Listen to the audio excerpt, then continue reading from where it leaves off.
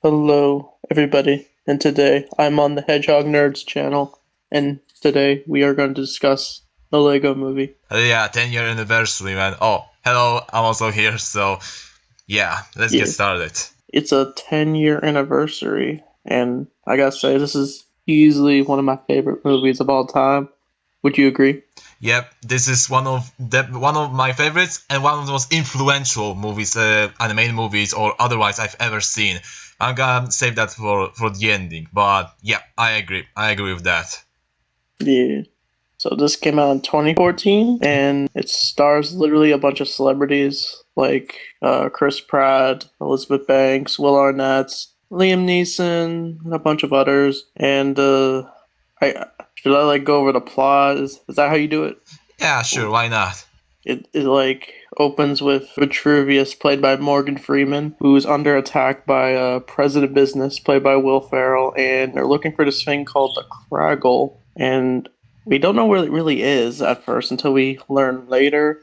But the Vitruvius is blinded, and he comes up with the prophecy about the special, who would I don't know, who's the most creative person who's willing to take a stance against. Yeah, he will save the universe and get the girl, stuff like that. You know, prophecy from Star Wars, stuff like that. that Yeah, kind of thing. basically that. But then we flash forward to 8.5 years later, and that's where we meet Emmett, our protagonist. And what do you say about Emmett as a protagonist? Well, I'm saying like I love that Emmett is like most of those chosen ones. That firstly he's like a normal generic guy with a normal job. Like he's like basically I only have to say this movie is like a mix between Star Wars, Matrix, and Hobbit or Lord of the Rings, because here we have normal guy who is just like go about his daily job. He just like has this routine, like he's like part of the program. He has the role of a construction worker, so he firstly wakes up, goes to grab a coffee, then he goes to work, and everyone is like synchronized. Everyone is also being monitored by someone else. But firstly, this guy Emmett is like normal guy, normal dude who lives in this Lego city basically, and then it turns out that he's actually more and stuff like that. So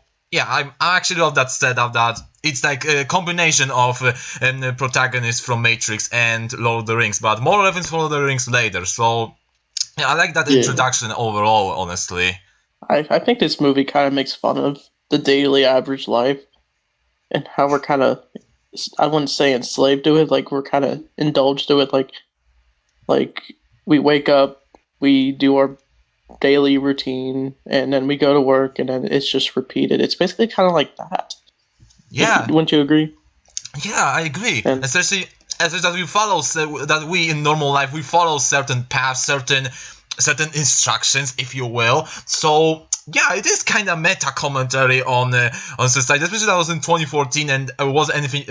Then the world wasn't as dystopian as it is now. So Yeah, that's really interesting. Like I said, there's interesting meta commentary here and even later in the movie, but yeah, it is kind of making fun of that, and also with kind of like, stupid. Also, it makes fun kind of with stupid pop songs that and basically repeat the same like sentences over and over again, and it becomes popular and stuff like that. So everything's awesome is like kind of also jab on that. So Yeah, the Everything Is Awesome song. I mean, that. What do you think of that song?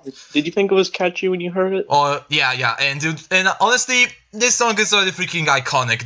This song is like iconic now. I mean, it's one of my, for me at least. I listened to the song over and over again when I was younger after watching this movie. It's so freaking catchy, and I mean, even in sequel, which I hope I'm gonna review it later this year, they actually made song called "Catchy Song." But here, Everything Is Song is also a very catchy song, and in terms of the lyrics, vocals stuff like that. Like honestly, it's straight up iconic song, original song made for a movie. At least for me, I think. Yeah, I agree. Hmm. So I think what happens is while everyone's listening to Everything Is Awesome, they're at the construction yard where Emmett works, but it all changes when he accidentally drops his manual, and that's where he sees Wildstyle. Well, he first doesn't know her name at first, decides to follow what she's doing, but then he ends up falling into a cave, and he doesn't he fall into like an area where he finds what becomes relevant later in the movie called the Piece of Resistance. Yeah. Well, Yeah, he finds he like finds that piece and he touches it, and funny enough, it's like basically what Force Awakens did a year later when he touches this piece. He has like this weird visions, voice of Vitruvius who's saying him that prophecy, and actually some scenes some psychedelic scenes, but also some scenes that are relevant later in the movie. So yeah, yeah. and funny enough that Force Awakens actually like took inspiration from that, but also it's kind of like with Force that he sees some visions of the future and stuff like that. So yeah, that was like hmm that was interesting. But then, like, Emmett wakes up from the villain Bad Cop. That this character played by Liam Neeson. I feel like Liam Neeson was a perfect choice since Liam Neeson's a very serious actor.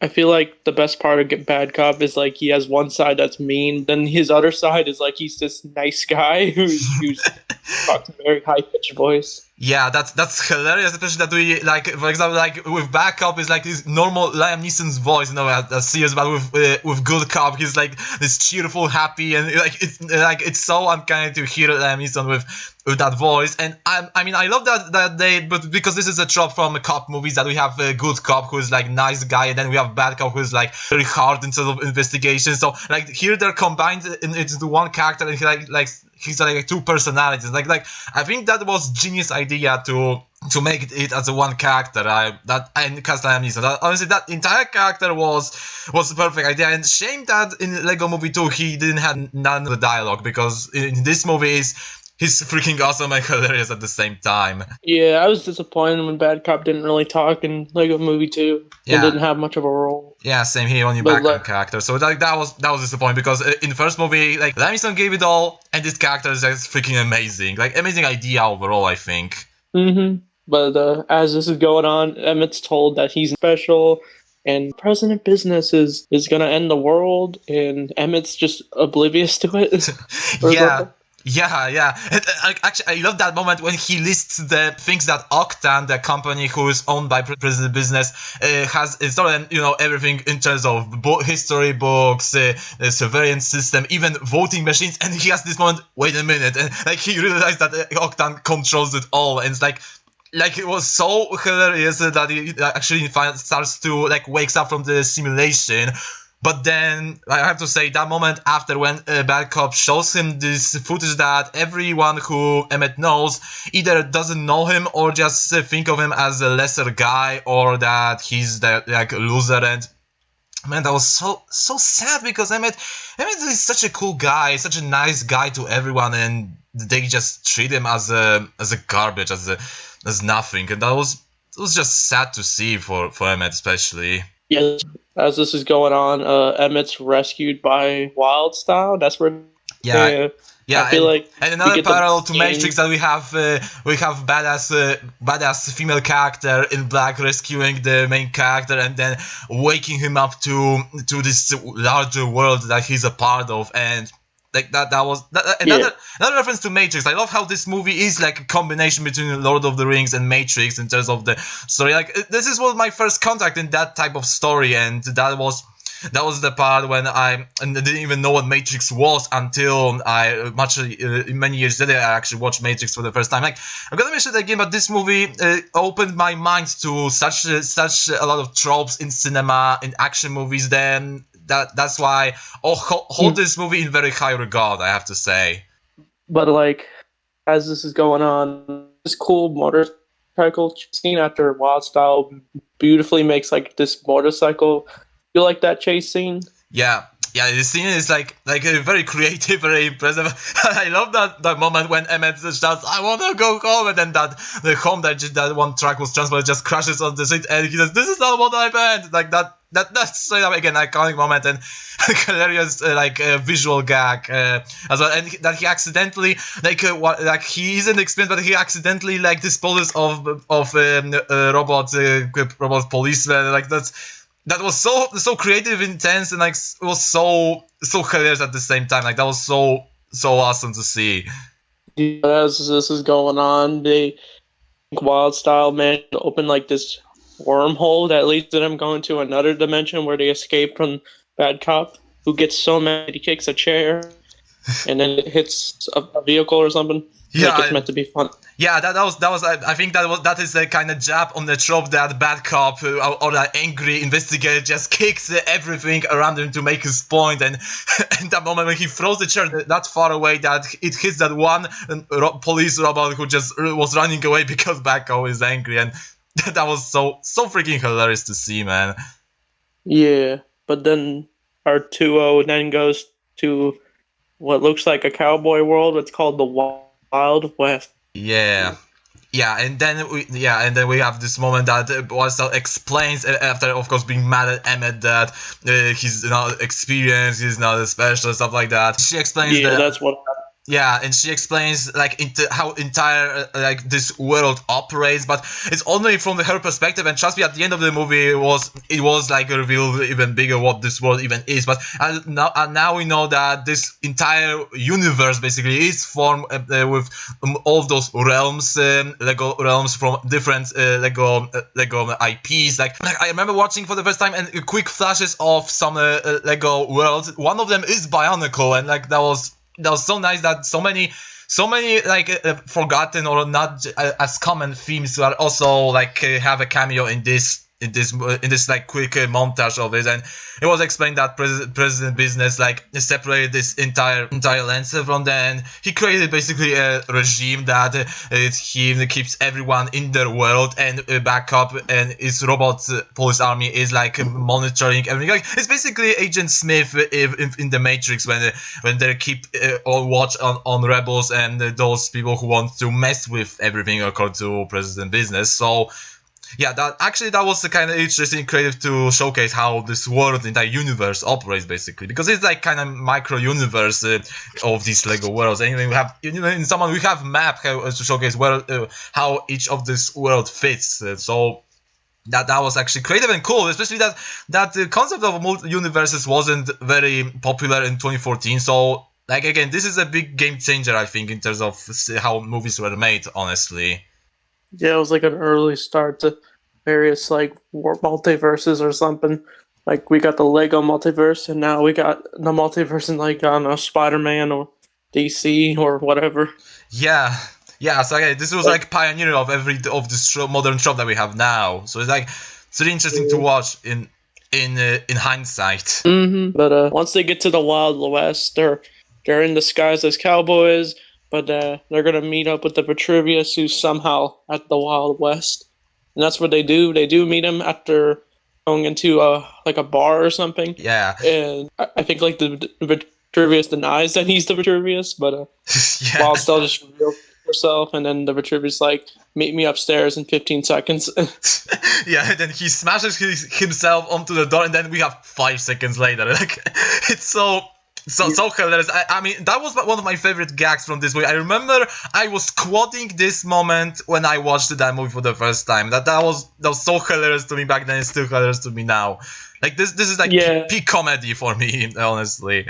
Yeah, I agree. But as they meet with Emmett, they decide while Styles trying to convince Vitruvius that he ain't so special because I don't know, Emmett can't really master build, which is like I don't know, building without the instructions. Yeah, but basically breaking a mold and going out of your comfort zone, stuff like that. And they go inside his mind because Vitrus is convinced that he is special. He just has to unlock his potential, stuff like that. Again, we have a trope from the Matrix and from Star Wars that we have old wise mentor who has to show that experienced young hero to show him how to do these kinds of things. Like again, another nice used trope from those fantasy stories, stuff like that. It's basically like the hero's journey. Yeah, yeah.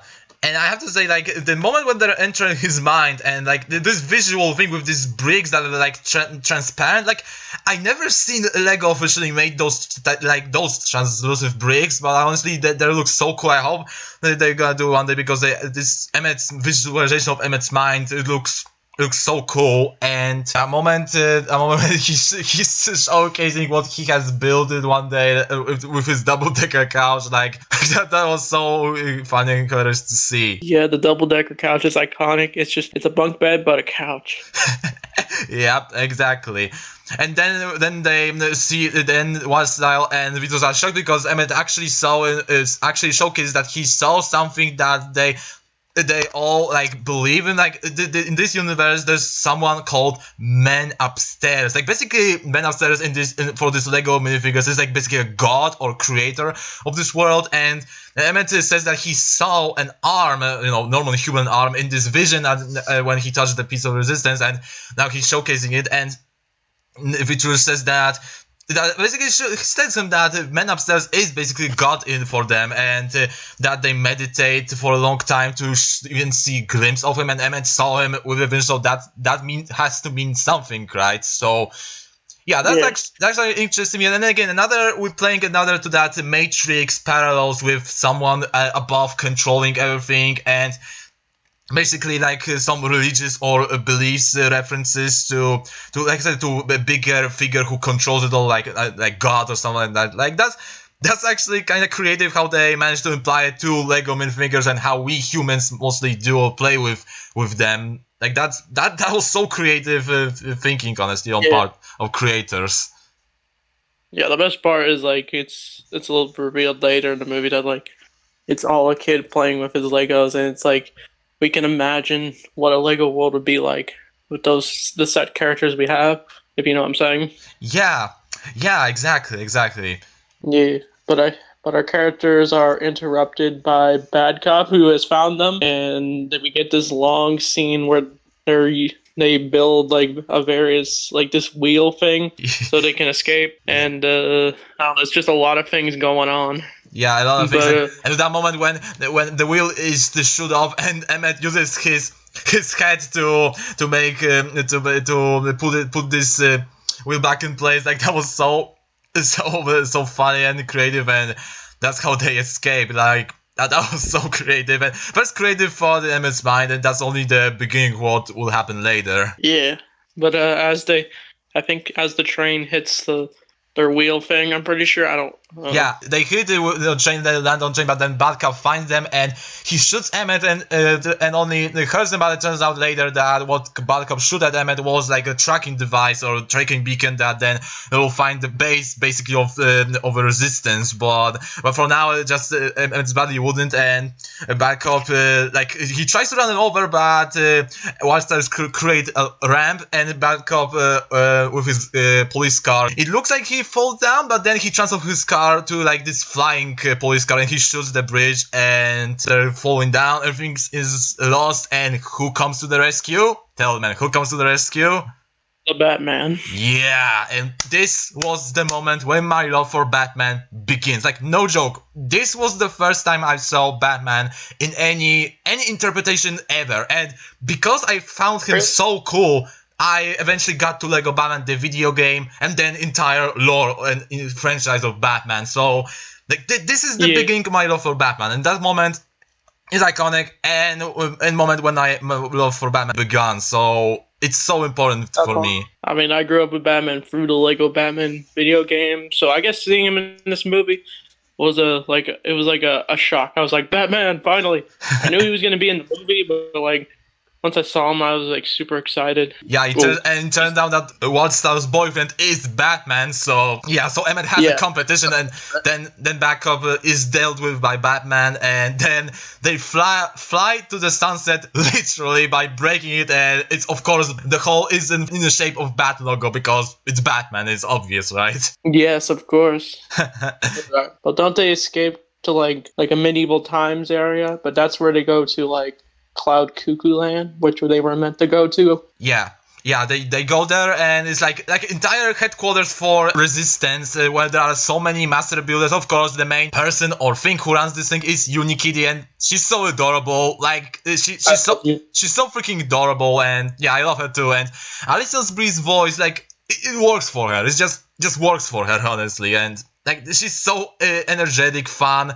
Like I don't know how they come up with her concept and her character, but she's so awesome. She's so adorable. Like that's so cool. That's one of the best ideas from this movie, I think. Yeah, she's like a very colorful looking cat. But as this is going on, we get basically a bunch of cameos from our favorite franchise characters. Yeah, of course. We have Superman, Green Lantern, and I actually love that joke that actually like Green Lantern is like presented like a kind of like a joke or part of a joke. I mean, that's understandable because it's 2014 and Green Lantern movie with Ryan Reynolds was like kind of fresh at the time, so they're kind of making a joke out of it to the point that Superman doesn't want to be a part of it. But of course, we have some other cameos, like we have even cameos from historical figures, funny enough, because we have Abraham Lincoln in there, we have Statue of Liberty, I think, we have two Michelangelos, one Michelangelo, which was of course an artist, and Michelangelo from Teenage Mutant Ninja Turtles. Like that was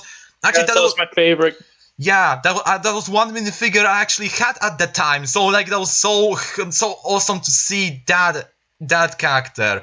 Like that was so cool to see. Yeah, it was awesome. We also got like Green Ninja from Ninjago.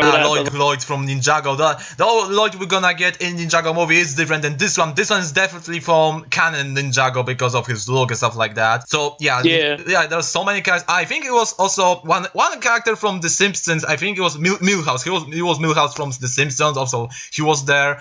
And of course the two cameos that are of course funny jokes. There are Dumbledore and Gandalf, and that was funny joke that Vitruvius didn't mistake Gandalf from Dumbledore and Dumbledore for Gandalf, because that was maybe it's a joke because both of them are like wise old men with beard who knows magic and their guide main protagonists, or maybe because both of them are old. I don't know, but that was so hilarious that Dumbledore says something and Vitruvius says that it's Gandalf. Like it's so funny, so it's so hilarious. Yes, but like the whole point of the meeting was that Vitruvius wanted to have the special make a speech of how he's going to take a stance against Lord Business, but the group misinterpreted it when Emmett says that he's not likely to lead the team, but they end up throwing shade at Emmett. Also, Metalbeard comes up, and that character again, another character. Oh yeah, I forgot Metalbeard. Yeah, I mean he's freaking pirate, but he's a freaking mech, and like Nick Offerman, I think he voiced him. Like again, he's so incredible, and he has that flashback when he talks about how he and his crew tried to invade President Business's headquarters, but it went horribly wrong. And I know it's a Lego, but still, it's kind of dark joke that the only thing survived was his head and some of his guts, of course, in Lego form. But it's so his pieces probably just fall off. Yeah, and funny enough, one of the cameos that is in Metalbeard's crew is the Flash in Legolas. I mean, there are a couple of superheroes in this movie. We have, like I said, Superman, Green Lantern, Wonder Woman also has a cameo in Cloud Cuckoo Land, and the Flash was in that one moment in this flashback. I don't know if he was kidnapped by President Business's forces, but it's possible. But yeah, the rest it's gonna kidnap soon as, like you mentioned, a meeting is interrupted when it turns out that what the bad cop shot at Emmett was a tracking device, and the entire militia basically of bad cops and President Business forces storms the Cloud Cuckoo Land, and all hell breaks loose. And like this moment is attack, like it's clear that shit is gone real because the colors change from that rainbow colorful to like this dark, like mute orange dark colors, and like it's clear that something is that it's serious business and everything is going wrong now. So Yeah, and at that moment, I'm going to give you a voice now about that moment when Batman says to the Batmobile, and then Batmobile is destroyed, and he says, "Dang it!" And then Wonder Woman to the Invisible Jet, and then it's destroyed, and she says, "Dang it!" And Batman says, "Everyone for himself." Like again, another iconic line, another iconic joke, and that was so hilarious, man. Oh yeah, this Batman's kind of, I don't know. I don't know what the right word is, but he's kind of self-centered a little, where he kind Yeah, of kind just of looks out for selfish himself. loner and like edgy dude who It's does. more on the Lego Batman, but yeah. Yeah, in Lego Batman he gets some character development far from that, but even in this movie he has some character development because in that moment when Emmett is like torn apart by those robot guards and Whiteside says that please you have to help him and he said I already said everyone for himself and she says please and he's like that's and head turns around like those so many and he said fine and it saves Emmett like that was like another I'm that couple Batman was like so entertaining and I'm like the Batman little character arc in this movie but yeah. But I think our escape is they get the help from Benny. What do you think of Benny? Yeah, another like this is the last character I introduced, and I saw that theory that he was like kind of missing or discarded minifigure because he has a cracked helmet and he's clearly has problem with socializing and he's like he has some kind of like urge to build a spaceship. Like I saw that one theory that maybe he was like a discarded minifigure by the man upstairs until this little kid finds him and puts him into this world. So maybe that's the case. I don't know, but regardless, it's still a reference to classic space and the reference that the broken helmet that because those helmets that are like were easy breakable in terms of those like lower piece. So like that's a nice reference and it's clear that this minifigure is old and like that's another reference to Lego's history and another reference to Lego tropes basically from this wave, Yeah, basically. that. But what they do to escape is that Benny wanted to make a spaceship, but because the skies are surrounded, they decided to make a submarine. Yeah, actually, that moment when the bad cop realizes that when they are and they're shooting at them was a kind of intense moment. And when they actually escape and the submarine falls down, falls into the water, bad cop again kicks the chair out of his ship like that. Again, the drop that he kicks the chairs when he's angry, it's so freaking hilarious. Oh my god.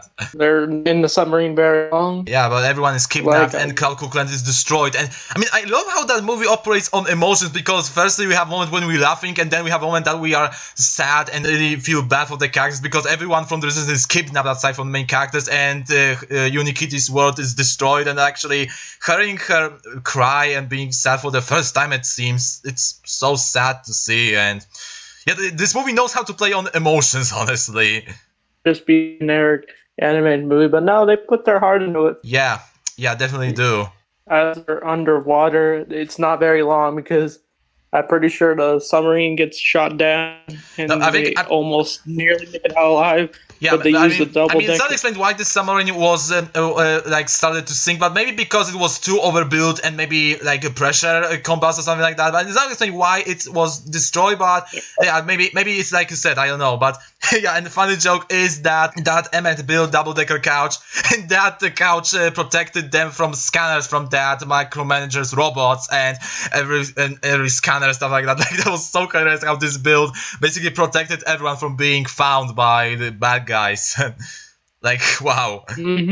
At least I didn't think the double-decker couch was completely useless. Like, but it did save them at least. Yeah, save them at least, and it gave Metalbeard enough time to find them, and then of course they reconcile, and then Emmett gives them inspirational speech, and they of course devise a plan to get into President Business headquarters and put Piece of Resistance onto Krago, destroy it, and save the universe, basically. Plan is basically just to do that, but we get like a cameo from the Star Wars characters. Oh yeah, because it was a time that Lucasfilm wasn't yet bought by Disney, so Warner Bros. Could have made a reference to Star Wars because because for example Star Wars: The Clone Wars was on Cartoon Network at that time still, so because it was before the deal was actually finalized when they decided to do it, so that's why they could reference Star Wars. We have Millennium Falcon, we have Billy Dee Williams replying his role as Lando Calrissian, we have C-3PO, Chewbacca, and Han Solo. Everyone is here and Batman just takes a ride with them. It's the closest that we're gonna get to Batman Star Wars crossover if that's only the case. Yeah, it's wild. Batman's crossing over with Star Wars characters, and I'm pretty sure we do get like a little quick scene with Anthony Daniels as well, who played C-3PO. Yeah, and I love that, but that it seems that Batman is an asshole and he ditched them, but then it turns out that he used that invitation to Millennium Falcon to get the hyperdrive because that's what they need to make the ship in order to sneak into President Business headquarters. And there's that one moment when Lando says, "Come on, Chewie, hit the hyperdrive." Of course, it doesn't work, and then that big worm from Episode 5 just eats them, and Batman says, "That'll be fine." Like that's so hilarious, and yet kind of dark because they have no way to escape from Worm from the Episode 5. So Batman basically killed them. Like this is Batman killed one time. I guess this, I don't know, maybe he did, maybe didn't. I don't know. It was meant to be like a small joke. Yeah, exactly. So I think our characters build the right spaceship to infiltrate President Business's fortress. Yeah, President Business headquarters, and again we have another Batman moment in Checkpoint, iconic one when Batman uses his batarangs to destroy the guard robot, and then he has to throw the batarang on the button in order to open the gate, but he misses like 300 times, and then he hits like for 301 million times, and he says, "First time." Again, another iconic moment, another moment that I quoted many times when I watched it for the first time. Like this is so, this movie is full of iconic quotes at that moment. After 10 years, I still think. Yeah, I agree. But once they infiltrate the base, they're also, I don't know, I don't know where to go with this, but like maybe you explain what they go through. Yeah, okay, so they kind of split. They like Batman as Bruce Wayne and Unikitty disguised herself as Business Kitty. Basically, they this track President Business, and they give him idea to make like a speaker to this machine that he's gonna use to basically glue entire universe. So he uses master builders who keeps them as a fuel for his trucks, because he kidnaps master builders and he puts them into like this chamber in order to suck out their ideas, and that's how these instructions and these ideas in the universe that are made in instructions are created. So the clones are made, and then Warsell and Emmett, disguised as robots, as worker robots, they infiltrate the main chamber where the Kraggle is, but of course in the process they almost reveal themselves, but then Emmett uses the one weakness of these robots: everything is awesome. So he uses that, and it turns out Warsell also knows the lyrics, and everyone's dancing and they sneak into the van, and then we have this moment, heartfelt moment, that Lucy reveals, because she reveals that Wildstyle is only her like nickname. Her real name is Lucy, and she just wanted to be special. She wanted to do cool things, stuff like that, and then Emmett tells her that he knows that he wasn't like noticed by anyone, and he finally, when he becomes special and he was noticed by her, he finally felt special. And like that was so heartfelt moment, and I just felt sad for Emmett, that he was such a nice guy and everyone was just taking him for granted and no one actually really noticed him in Bricksburg. So yeah, that was so sad. But then Batman, of course, shows up. So Lucy just like takes control of Control Center. Batman and Emmett will like swing on Batman's grapple gun to the Kraggle machine, but firstly they have to disable the shields, and that was the mission of Metal Beard and Benny. But again, another funny joke that Benny is an astronaut and he knows computers, but he's from the 80s and he doesn't know modern computers, and AI in that computer doesn't let him. But then Metal Beard, he says his one nonsensical pirate speech, and the computer allows him to enter, and shield is deactivated. Like that's so hilarious, man. Yeah. Emmett almost puts his piece on the Kraggle, but then a backup shows up. Emmett sees that and he shouts, and that was the thing that triggered the alarm, because that room was like sound sensitive, and obviously everyone's kidnapped, and then Vitruvius is also was in the chamber, but he. Like that was again one moment that he was sneaking around that chamber for Master Builders, and he was saying like, "Just not to slip out," and he slid out and fall on the ground right on his face. Again, another iconic joke. And then we have that moment when it was just so dark, like when Vitruvius like was so badass and destroyed entire of this robot army, and then Vitruvius like was decapitated with a coin. Like that's so like was so unexpected, and it was so horrifying to me as a kid, and so unexpected as a kid. Like, wow. Yeah, it was crazy. Like they actually killed Vitruvius. He dies like how Obi-Wan died. Yeah, but it was kind of different. Yeah, another that was because yeah, again another trope from Hero's Journey and from Star Wars, that the old mentor dies, sacrifices himself in order to the young hero could continue on, and that was that moment of course, and it's that moment in at the end of Act 2 when everything is going wrong, that Vitruvius is dead, everyone is kidnapped,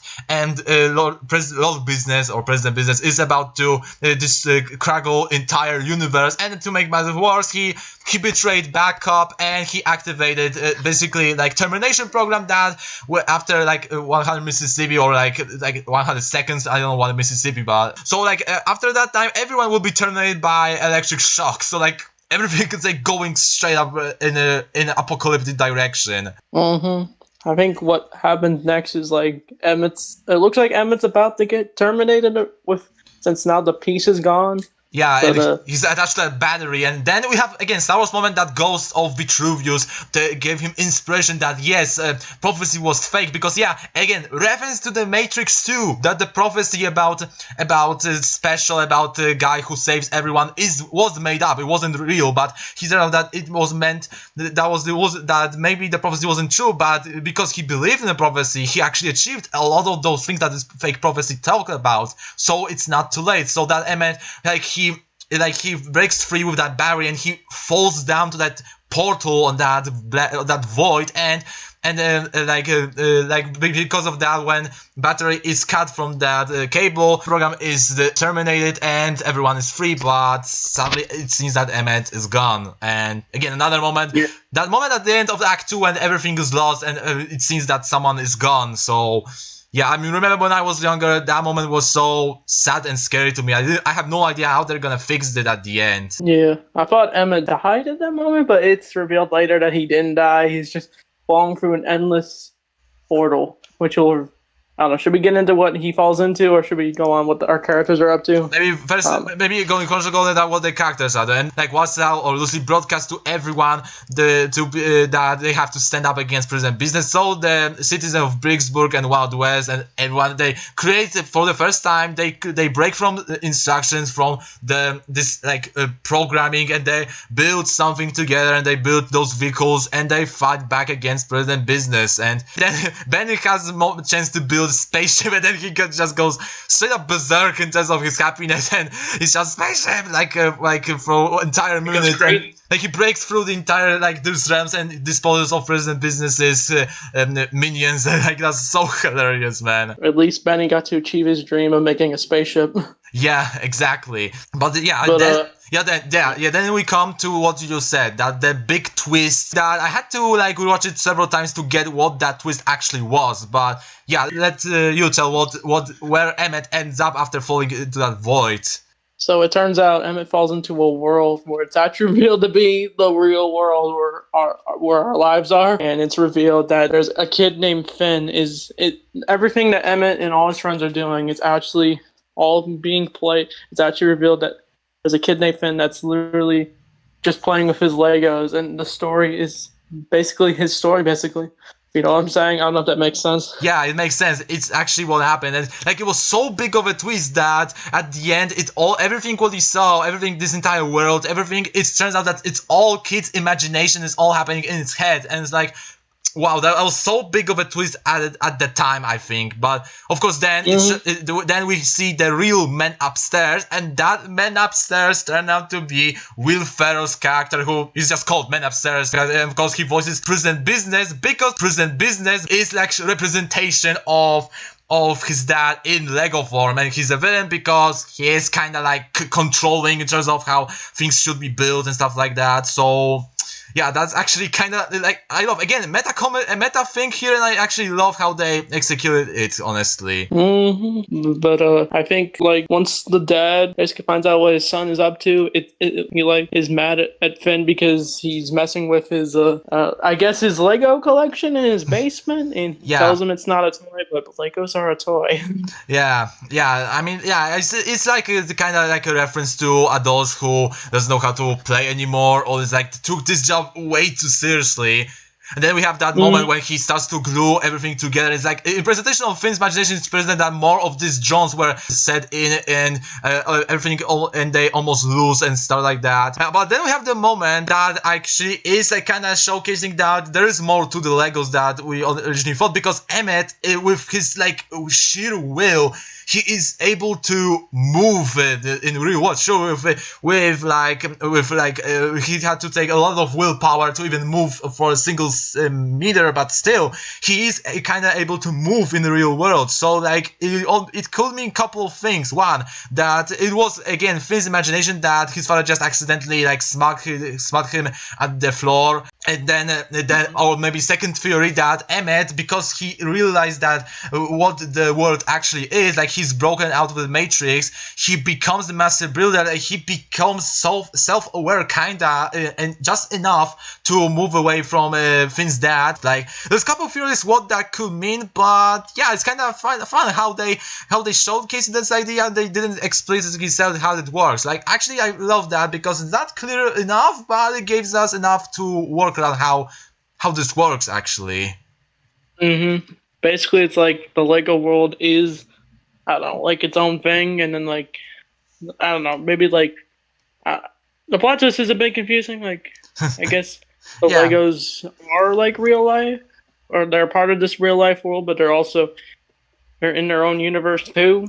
It's kind of like the Barbie movie. Yeah. You've seen that. Yeah, maybe it's that kind of logic, but yeah, like I said, it's kind of there is a room to speculate what could mean, but yeah, my personal theory is that like I said, that Emmett just became self-aware because he unlike other minifigures in his world, he's aware now how everything works, and that's basically he saw a god, and that's how he unlocked his basically true potential, and maybe that's how it works. I mean, that's my theory, maybe. Yeah, but I think Finn was able to put Emmett in his little portal. I think Emmett's able to fall back into the Lego world with his piece of resistance or something. Yeah, and now he sees everything. Like I said, he sees everything differently because he saw God and he saw how this world operates, and now he's a master builder and he builds this giant mech. And I mean, that moment when that music kicks in and a President Business sends every micromanager towards his way, and he just bursts through these robots and he saves his friends. That's so powerful one. One of those powerful moments I've ever seen in any movie as a kid, honestly. Yeah, he built a giant construction mech. It looks very awesome. Yes, it really does. But then he's of course surrounded by those robots, and then Unikitty goes berserk and she unleashes her anger, because it was teased in the movie that she doesn't want to release her anger, but here she releases her anger and she demolishes every robot that comes her way. And it's basically the Hulk in Avengers when he says that I'm always angry, and he just turns to Hulk and destroy the Chitauri ship. This similar thing here. That's so intense. That was so insane and intense. Oh my god. Yes. But I think Emmett is basically able to confront President Business. Yes, he does, and that moment was actually beautiful, because that moment when he destroyed every skeleton robot that was on the President Business ship, but he shot him in the leg and he wasn't able to move. But Emmett didn't just talked with him, he just spoke with him. And actually I love that it has connection with the real world, because as at the same moment as Emmett tries to reconcile or just talk with President Business, in real life Finn's father realizes that his kid is creative and that maybe it's actually fun, and he really starts to speak with him about it, what he was doing here.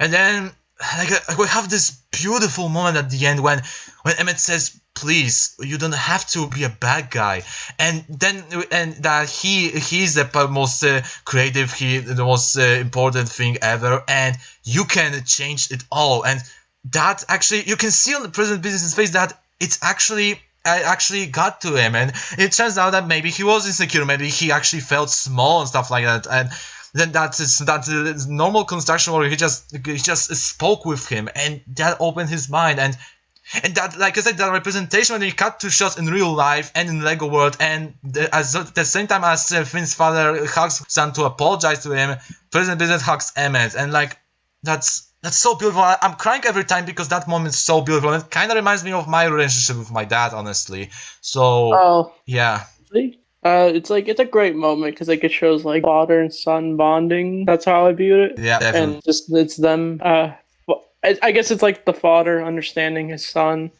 Basically, that's how I view it. Yeah, the same here, man.